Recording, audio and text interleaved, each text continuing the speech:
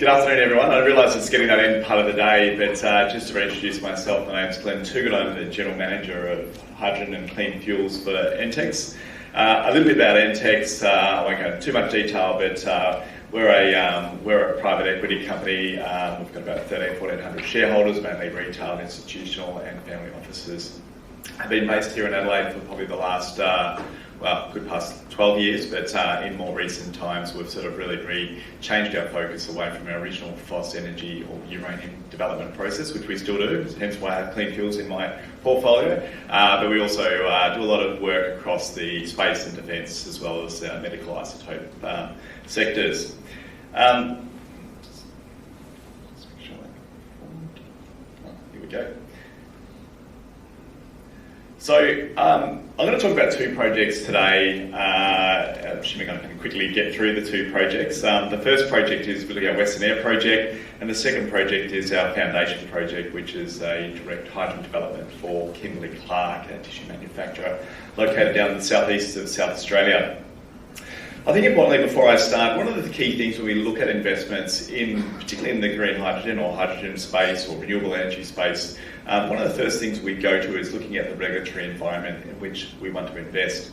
I'm very fortunate to be able to stand here, and particularly being in South Australia, and acknowledge the government in the strong foundation of regulatory legislation and regulation they have in place, particularly the Hydrogen Renewable Energy Act, which is undergoing its final drafting and regulation at the moment, and importantly, as you'll see in the Western Eyre project, an actual regime or legislative regime that allows for storage of hydrogen underground. And that's quite unique in Australia. This is the only state in Australia where you can actually have a licence to store hydrogen underground. And I know some other states are working towards fixing that up, and certainly the Commonwealth are looking at some reforms in that particular location.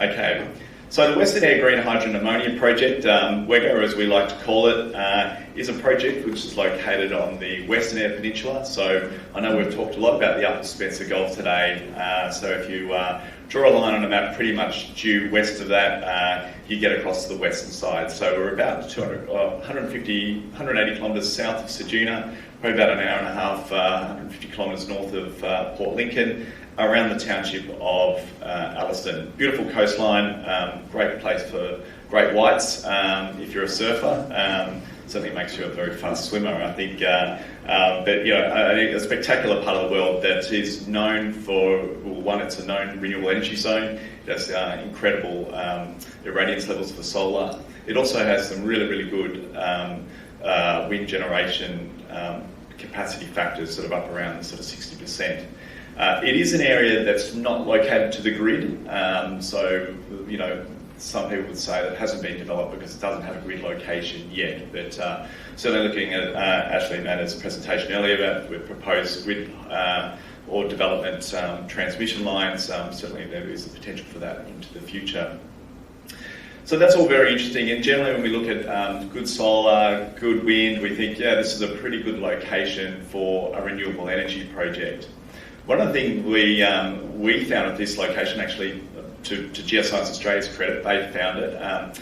They started looking at the potential for Australia to develop underground hydrogen storage, and there's a couple of ways, which I won't get into full detail, but there's you can store hydrogen in underground depleted reservoirs, aquifers, or the creme de la creme is finding a salt cavern or developing a salt cavern to store hydrogen in.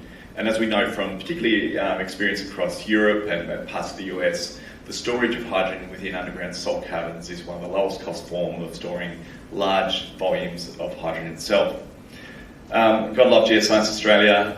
I wouldn't have been able to get away with this factoid, but according to Geoscience Australia, they believe the salt storage capacity of the Polar Basin, particularly within the salts, is around about 665 gigawatt hours. So to put that into sort of tonnage of hydrogen, it's around about 100,000 tonnes of hydrogen to be stored in a cavern at any one particular time. And that might be multiple caverns. And in context, again, thanks to Geoscience Australia for making the comparison, that's about twice the amount of storage that SAHy Hydro 2.0 is looking at. So pretty large storage numbers.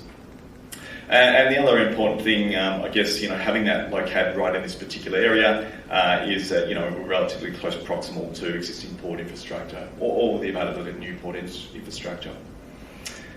Having salt caverns in the central part of Australia is a really interesting concept, and there are geological sedimentary basins that do host a lot of salt. But sometimes when we do look at projects, we think about the end game as if it's going to be developed for a hydrogen export project. Being in the middle of Australia, fantastic. What's the mode of transport to get it onto a ship or export it out? If it's generally a pretty long distance or there's no infrastructure already in that location, we know the economics on these projects always become quite tough. So finding that kind of perfect unicorn project or salt basin is something we look at. And as much as I wish there was a salt basin underneath Whyalla, unfortunately there's not.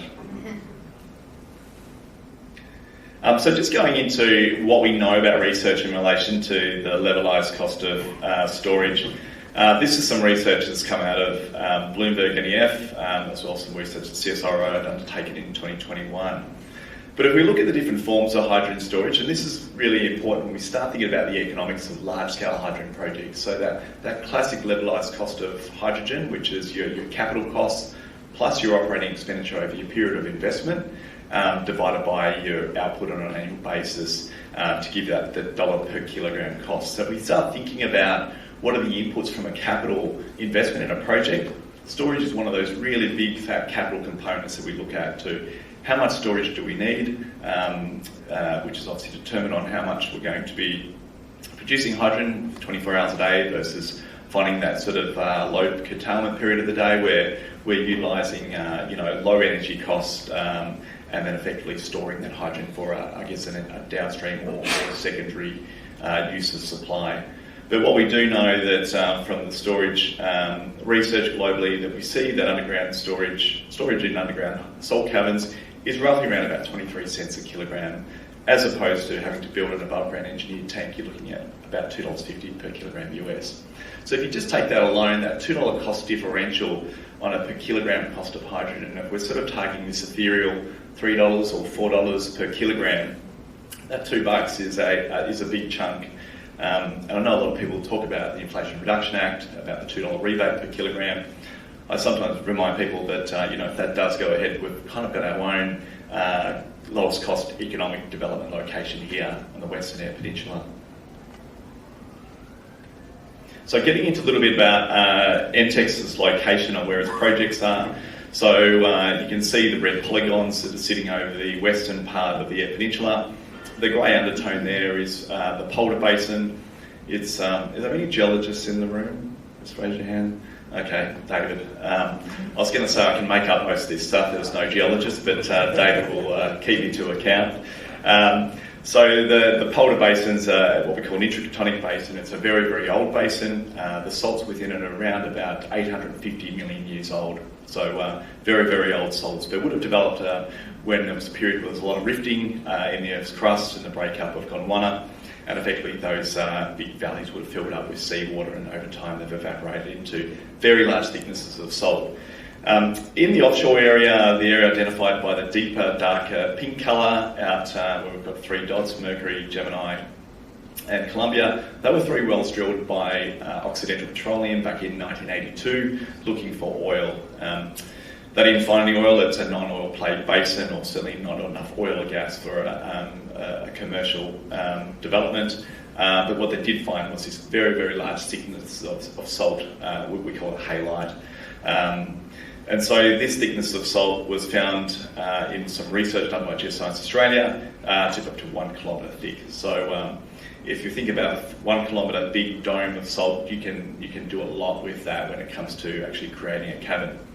I should touch on the diagram on the right-hand side is a picture of a cavern. So salt caverns aren't there like limestone caves are there today. You actually have to engineer a salt cavern, and it's quite an engineering process to engineer that cavern into a cathedral-like structure.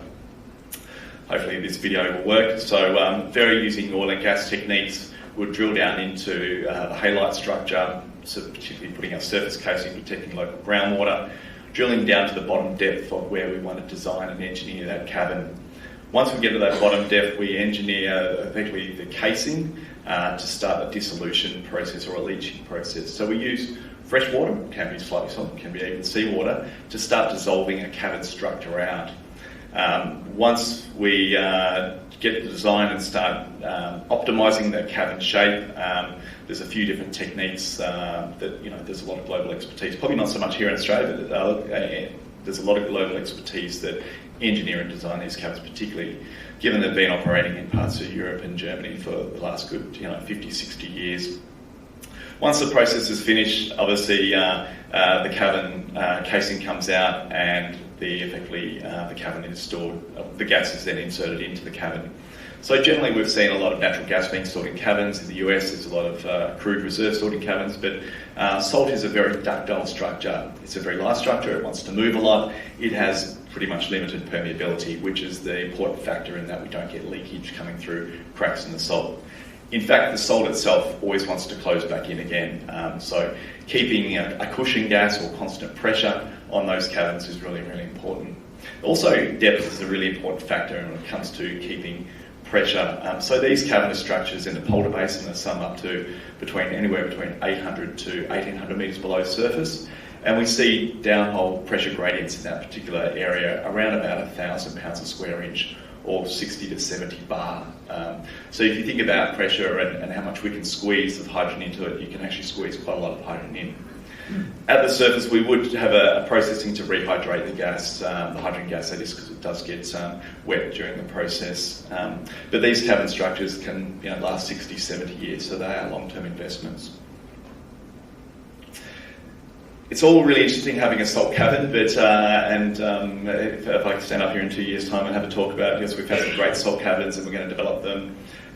There's a bit of a so what? What are you going to fill them with? So there's a lot of work in developing the ecosystem or hub surrounding that. So we're working with a couple of partners at the moment to really develop what the demand for storage of hydrogen in salt caverns is, and that particularly goes to looking at the upstream wind and solar. I think the HRE Act, importantly, provides a lot of opportunity in relation to traditional owner groups getting more engaged in that. And then downstream derivative uses such as ammonia and methanol that can be guaranteed to supply 24/7 of hydrogen gas into their operation. So that's pretty much the project. I know I'm getting wrapped up, I'm probably on time. So that's pretty much our Western Eyre project. Hopefully in the coming years we can continue to keep you updated, but a very, very exciting project.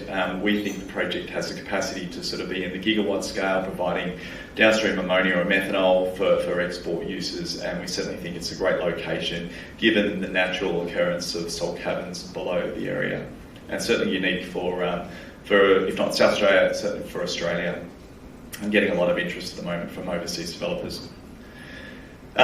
Just quickly rounding out, Kimberly-Clark project was the foundation project for entX. We started in 2021. For those who are not aware, Kimberly-Clark is a tissue manufacturer, Kleenex, Viva, paper roll, based down in Mount Gambier.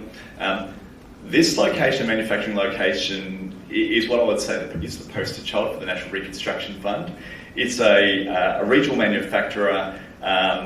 It employs about 400 to 450 people, uses around about 2 petajoules of natural gas per year, has very strong abatement targets set by the corporation up to sort of anywhere from sort of 50% reduction on Scope 1 and Scope 2 emissions by 2030, but uses obviously a lot of fossil-based fuel, which it needs to abate, captured by the safeguard mechanism, so has some really strong mandates and requirements to diversify its energy supply. We started working with Kimberly-Clark in 2021, developed a scoping study to really see, do they really need hydrogen? Maybe the plant could just go straight to the grid and electricity, and which 80% of that plant can go to the grid for electricity today. Most of its natural gas provides electricity and off heat gases through its cogeneration plant. There will be a point in time, because it is a company that's highly susceptible to East Coast gas prices, unfortunately, that it is looking to transition to a combination of renewable energy off the grid and green hydrogen for its heating requirements. It uses sort of about 300-degree instantaneous heat to dry its tissue paper itself. So that project has been undertaken by WGA, Lindo VOC are heavily involved in the project as our OEM, so we're very fortunate to have that experience, particularly given Lindo's existing work in South Australia. And the process of that project is pretty much once we finish feasibility. So this is the picture of the plant. Hopefully it'll come alive. Well, let's put a bit of music on. But this is the location of the plant, and I might just let the music play because it sounds better than my voice at this time of the day.